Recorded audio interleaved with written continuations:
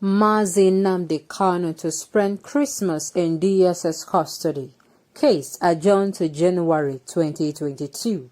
Welcome to the news and please subscribe to our channel. Mazi Nnamdi Kanu's case has been adjourned till 19th and 20th of January 2022. Georgia adjourns Nnamdi Kanu's case till January 19th over a large stage walkout by Nnamdi Kanu's lawyers because the DSS refused a foreign lawyer gain access to the court. The DSS prevented the Nnamdi Kanu lawyers from allowing the foreign lawyers to enter the court premises, saying it was against the Constitution of Nigeria. Nnamdi Kanu will now celebrate Christmas and New Year with the DSS.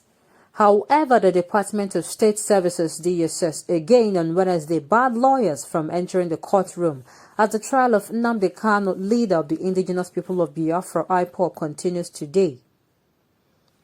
Also denied access to the court building is a delegate of the Igbo traditional rulers who were disrespected by the security agencies and asked to stay away.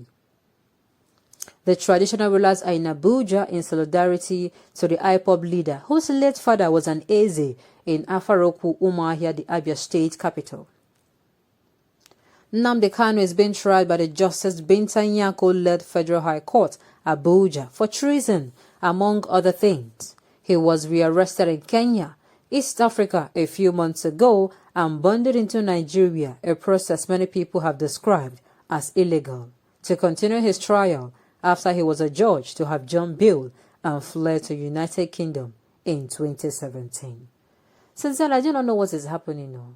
If you ask me, what exactly, why are they adjourning? Why this adjournment and adjournment and adjournment? For crying out loud. This man has committed no other crime than exercising his fundamental human right. His right to speak, his right to freedom of movement and peaceful protest. I still don't get why this particular case is causing, it's been dragged all the way from when now? Was it October? First of all, he was not even brought. First of all, the DSS did not bring him. The court, I did not even think the court did anything about that particular one. Now again, finally he was brought to court. It was adjourned to when? October 21st. Okay, finally they brought him to court. Then from October 24th, it was adjourned to November 10th. And now, November 10th, it is being adjourned to January. What is actually going on? It is well, oh. This is not looking good at all. I do not know why the federal government has refused to take the path of peace.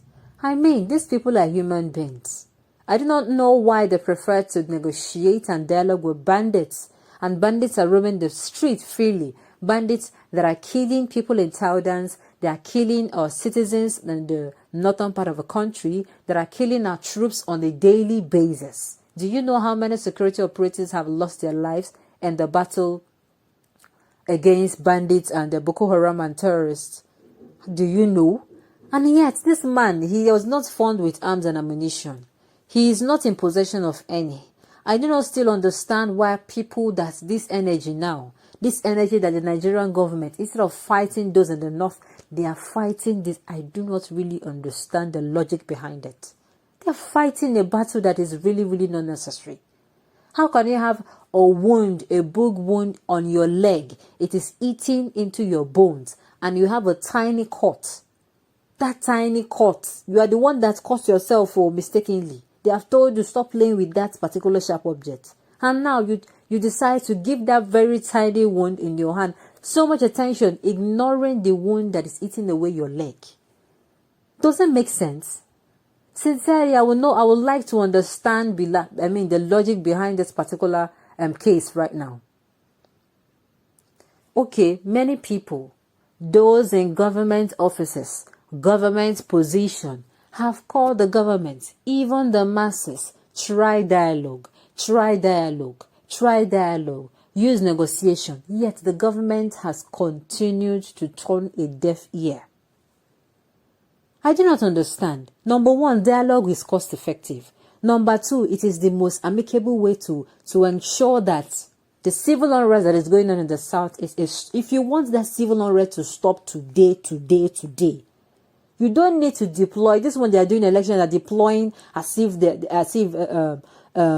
they're deploying people to Libya. They're deploying security operatives to Libya and Syria and all those countries that's the war zone.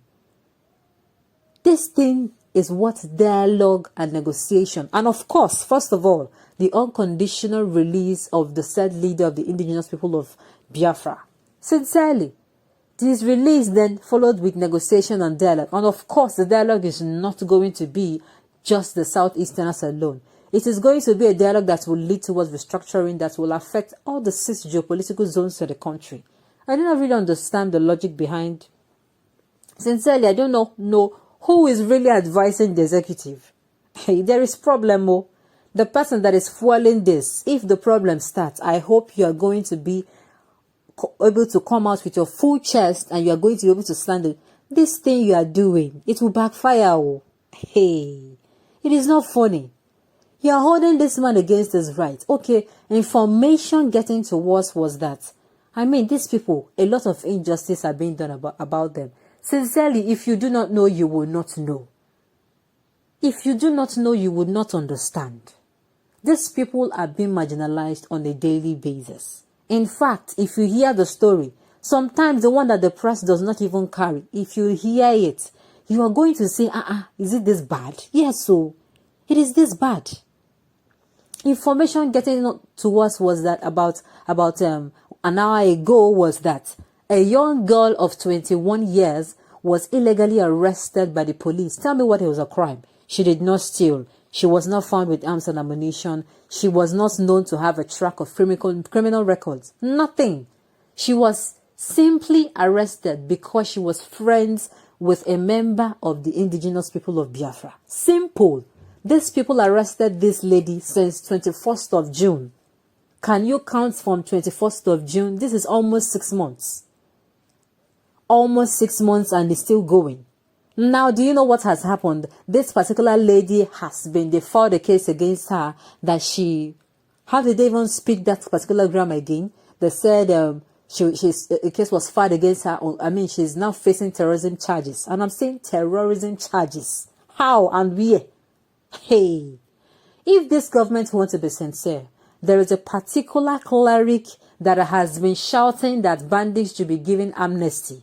That bandits has family, that they demand respect, and all those kind of talk. When you hear, you feel that this person really is not speaking from his rational state of mind. That he's not in his right state of mind. This particular man is working freely. This man knows the whereabouts of bandits. He knows the whereabouts of this man could, if he joins hand with the Nigerian army, I tell you, it is only a matter of days before those bandits, are dealt with. But he is working freely. Nobody is arresting him. In fact, he has immunity. He comes out and say things that he likes. And yet, this girl was arrested. Her only offense was because she's friends with a friend of the indigenous people of Biafra, a member. Apart from that, this girl was turned to a slave. She was also sexually assaulted while in custody. And this is a country, somebody will be shouting one Nigeria. It is well, oh.